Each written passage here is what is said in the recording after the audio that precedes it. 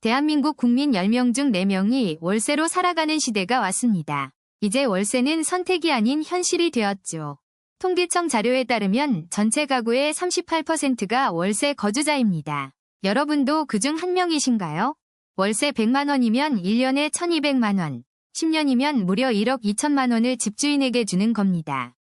내 집 마련의 꿈은 점점 멀어지고 월세는 계속 오르는 악순환 속에서 우리는 어떻게 살아남아야 할까요? 오늘부터 4부작으로 월세 시대를 현명하게 살아가는 구체적인 생존 전략을 알려드리겠습니다. 첫 번째 파트에서는 월세의 진짜 비용과 숨겨진 함정들을 파헤쳐 보겠습니다. 집중해주세요. 많은 분들이 월세를 단순히 매달 나가는 고정 비용으로만 생각하시는데요. 이건 큰 착각입니다. 월세에는 보이지 않는 숨은 비용들이 정말 많습니다. 관리비, 인터넷비, 주차비까지 합치면 어마어마하죠. 실제로 월세 50만 원짜리 집의 실제 주거 비용은 관리비 포함하면 월 70만 원이 넘는 경우가 대부분입니다. 여기에 2년마다 이사 비용까지 계산하면 평균 300만 원에서 500만 원이 추가로 들어갑니다. 중개수수료, 이사 비용, 새 집 청소비, 각종 설치비까지 합치면 월세 6개월치가 한 번에 나가는 셈이죠. 그런데 더 큰 문제는 월세를 내면서 자산은 전혀 쌓이지 않는다는 점입니다. 이게 진짜 무서운 거예요. 같은 돈을 내도 집주인은 자산이 늘어나지만 세입자는 영수증만 쌓입니다. 이 격차가 시간이 갈수록 벌어지죠.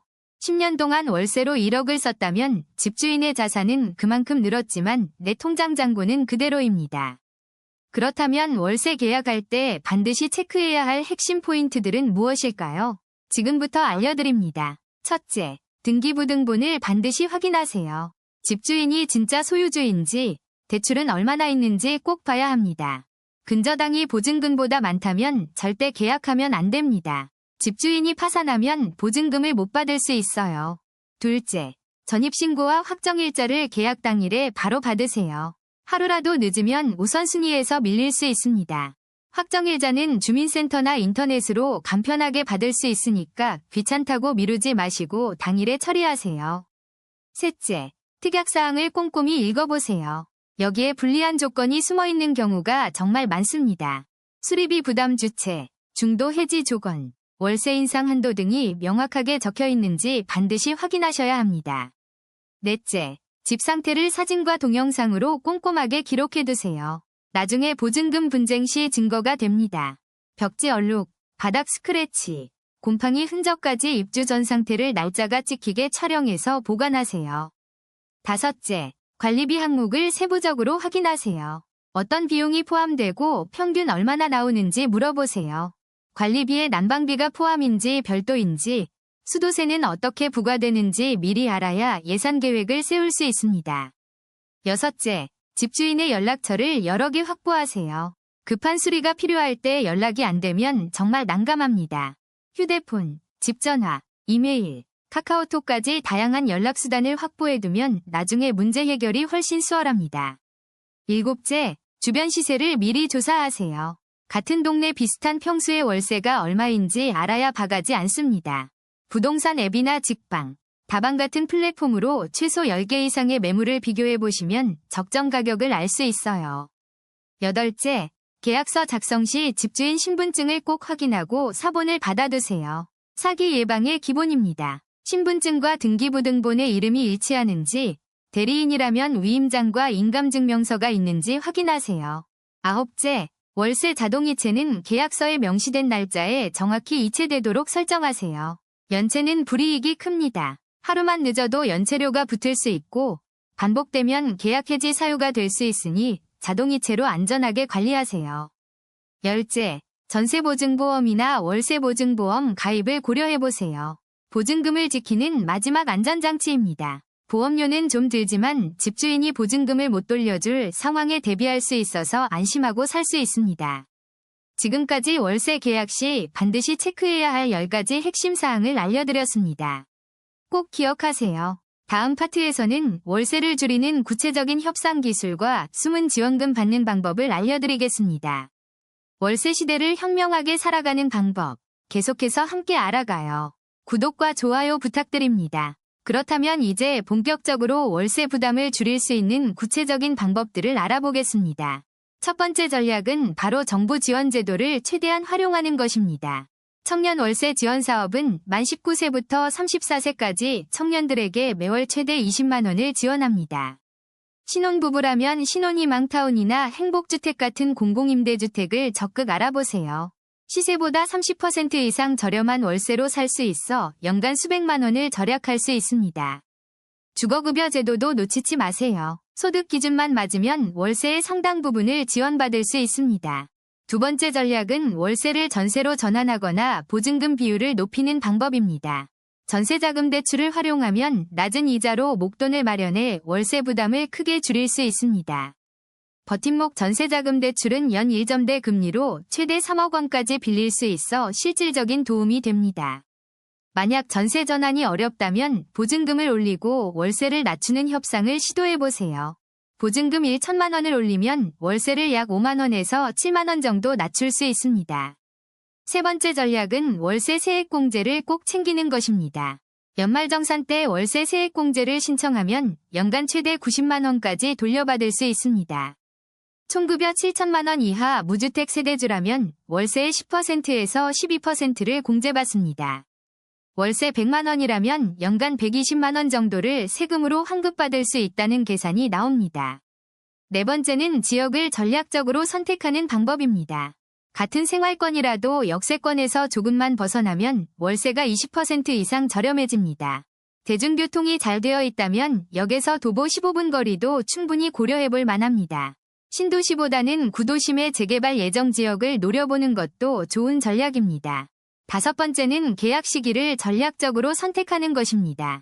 이사 성수기인 2월과 8월을 피하면 월세를 5만 원에서 10만 원 정도 낮출 수 있습니다. 비수기인 5월이나 11월에 계약하면 집주인도 협상에 더 적극적으로 응하는 경향이 있습니다. 여섯 번째는 룸메이트나 쉐어하우스를 고려하는 방법입니다. 혼자 살 때보다 월세와 관리비를 절반 이상 줄일 수 있어 경제적 부담이 크게 줄어듭니다. 요즘은 전문 쉐어하우스 플랫폼들이 많아서 안전하게 룸메이트를 구할 수 있습니다. 일곱 번째는 관리비를 절약하는 생활 습관을 들이는 것입니다. 전기요금 누진제 구간만 잘 관리해도 여름과 겨울에 월 10만 원 이상 아낄 수 있습니다. 대기전력 차단과 LED 전구 사용만으로도 연간 30만 원 이상의 전기료를 절감할 수 있습니다. 여덟 번째는 월세 협상 스킬을 익히는 것입니다. 계약 갱신 시점에 주변 시세 자료를 준비해서 합리적인 인상률을 제안해보세요. 장기 계약을 조건으로 월세 인하나 동결을 요청하면 집주인도 긍정적으로 검토합니다. 아홉 번째는 소형 평수나 오피스텔도 적극 고려하는 것입니다. 원룸이나 투룸 대신 고시원형 원룸을 선택하면 월세를 30% 이상 절약할 수 있습니다. 마지막으로 월세 자동이체 할인이나 카드 포인트 적립 같은 소소한 혜택도 챙기세요. 이런 작은 절약들이 모이면 연간 수십만 원의 차이를 만들어냅니다. 월세 시대를 슬기롭게 살아가기 위해서는 이런 전략들을 조합해서 활용하는 지혜가 필요합니다. 다음 파트에서는 월세를 내면서도 자산을 모으는 방법에 대해 자세히 알아보겠습니다. 월세가 단순한 지출이 아니라 미래를 위한 투자가 될 수 있도록 함께 준비해봅시다. 지금까지 월세 부담을 줄이는 실전 전략들을 살펴봤습니다. 이제 본격적으로 월세를 줄일 수 있는 실전 전략들을 알아보겠습니다. 첫 번째 전략은 바로 월세 협상입니다. 생각보다 많은 분들이 협상을 시도하지 않으세요. 집주인 입장에서는 공실이 가장 큰 손해입니다. 좋은 세입자를 만나는 게 중요하죠. 장기 계약을 제안하면서 월세를 낮춰달라고 요청해보세요. 효과적인 방법입니다. 실제로 2년 계약을 3년으로 늘리면서 월 10만 원 깎은 사례도 많습니다. 두 번째는 전월세 전환율을 활용하는 방법입니다. 이게 정말 중요해요. 보증금을 올리고 월세를 낮추는 방식인데요. 계산을 정확히 해야 합니다. 현재 법정 전환율은 연 4.5%입니다. 이것보다 높으면 손해를 보는 거예요. 예를 들어 보증금 1,000만 원을 올려서 월세 5만 원을 줄였다면 어떨까요? 연간 60만 원 절약이니까 전환율로 따지면 6%입니다. 이건 손해예요. 하지만 월세 3만 원 감소라면 연 36만 원으로 3.6%, 이건 이득이죠. 세 번째 전략은 공공임대주택을 적극 활용하는 것입니다. 꼭 알아두세요. LH 청약센터에서 행복주택이나 국민임대를 신청할 수 있습니다. 시세의 60에서 80% 수준으로 살 수 있어서 월 30만 원 이상 절약됩니다. 청년이라면 청년 매입 임대주택도 있습니다. 만 19세부터 39세까지 신청 가능해요. 소득 기준만 맞으면 시세의 절반 가격으로 살 수 있습니다. 정말 큰 혜택이죠. 네 번째는 쉐어하우스나 룸메이트를 구하는 방법입니다. 요즘 많이 늘었어요. 혼자 살 때보다 주거비를 절반 가까이 줄일 수 있습니다. 관리비도 나눠내죠. 물론 사생활 문제가 있지만 단기간 목돈 모으기에는 최고의 방법입니다. 다섯 번째 전략은 역세권이 아닌 곳을 선택하는 겁니다. 이게 핵심이에요. 역에서 도보 10분 거리만 벗어나도 월세가 10만 원에서 20만 원 차이 납니다. 자전거나 전동 킥보드를 활용하면 충분히 커버 가능한 거리입니다. 여섯 번째는 관리비를 철저히 관리하는 것입니다. 이것도 월세나 마찬가지예요. 전기세 절약을 위해 대기 전력을 차단하고 LED 전구를 사용하세요. 수도세는 절수 샤워기로 30% 이상 줄일 수 있습니다. 효과 확실해요. 난방비는 가장 큰 부담인데요. 적정 온도 20도를 유지하는 게 중요합니다. 문풍지와 뽁뽁이만 잘 활용해도 난방비를 월 5만 원 이상 아낄 수 있어요. 일곱 번째는 월세 세액공제를 꼭 챙기는 겁니다. 놓치면 정말 아까워요. 연봉 7천만 원 이하 무주택 세대주라면 월세의 10에서 12% 돌려받습니다. 월세 50만 원이면 연간 최대 72만 원을 환급받을 수 있습니다. 꼭 신청하세요. 여덟 번째는 이사 시기를 전략적으로 선택하는 것입니다. 타이밍이 중요해요. 비수기인 6월이나 11월에 이사하면 월세 협상이 훨씬 유리합니다. 성수기인 2월, 3월에는 집주인이 강세라 협상이 어렵습니다. 피하는 게 좋아요. 아홉 번째는 직방이나 다방 같은 앱을 적극 활용하는 겁니다. 정보가 많아요. 실시간 시세를 비교하고 허위 매물을 걸러낼 수 있습니다. 시간도 절약되죠. 열 번째는 월세 대출을 활용하는 방법입니다. 저금리일 때 유용해요.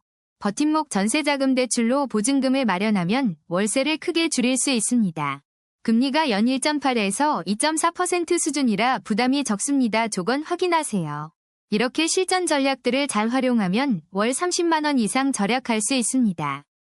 다음 마지막 파트에서는 장기적인 탈월세 전략을 알려드리겠습니다. 지금까지 월세 절약법과 권리 보호, 그리고 자산 형성 전략까지 살펴봤습니다. 이제 마지막 파트에서는 장기적인 관점에서 월세 시대를 현명하게 살아가는 방법을 알려드리겠습니다. 먼저 월세 생활을 하면서도 내 집 마련의 꿈을 포기하지 않는 구체적인 로드맵부터 시작하겠습니다. 월 50만 원씩 저축한다면 5년 후 3천만 원, 10년 후 6천만 원의 종잣돈을 만들 수 있습니다. 여기에 청년 5대형 청약통장을 활용하면 연 최대 4.5%의 이자 혜택까지 받을 수 있죠. 청약통장은 단순히 저축 수단이 아니라 내 집 마련의 가장 확실한 티켓이라는 점을 기억하세요. 다음으로 월세 살면서도 세제 혜택을 최대한 활용하는 방법을 알아보겠습니다. 연소득 7천만 원 이하 무주택 세대주라면 월세 세액공제를 통해 최대 750만 원까지 공제받을 수 있습니다. 월세 75만 원을 낸다면 연간 약 90만 원 정도를 돌려받을 수 있다는 계산이 나옵니다. 연말정산 때 월세 납입 증명서만 제출하면 되니까 절대 놓치지 마세요. 이제 월세 계약 갱신 시기가 다가올 때 협상력을 높이는 전략을 공유하겠습니다. 계약 만료 2개월 전부터 주변 시세를 철저히 조사하고 집주인과의 대화를 시작하는 게 중요합니다. 성실한 세입자였다는 점을 강조하면서 주변 시세보다 높은 인상은 부담스럽다고 정중하게 말씀드리세요. 필요하다면 소액 수리나 청소를 직접 하겠다는 제안도 협상 카드가 될 수 있습니다. 월세 부담을 줄이기 위한 또 다른 방법으로 룸메이트나 쉐어하우스 옵션도 고려해볼 만합니다. 신뢰할 수 있는 친구나 지인과 함께 살면 월세를 절반으로 줄이면서도 더 좋은 환경에서 살 수 있죠. 다만 계약서 작성 시 두 사람 모두 세입자로 명시하고 권리관계를 명확히 해두는 게 필수입니다. 이제 월세 시대에 꼭 알아야 할 정부 지원 제도들을 총정리해드리겠습니다. 청년 월세 지원 사업은 만 19세부터 34세까지 월 최대 20만 원을 12개월간 지원합니다. 신혼부부 전세자금 대출은 최대 3억 원까지 연 1.2% 저금리로 빌릴 수 있는 혜택입니다. 주거급여는 소득 하위 47% 가구에게 월세 일부를 지원하는 제도로 꼭 확인해보세요.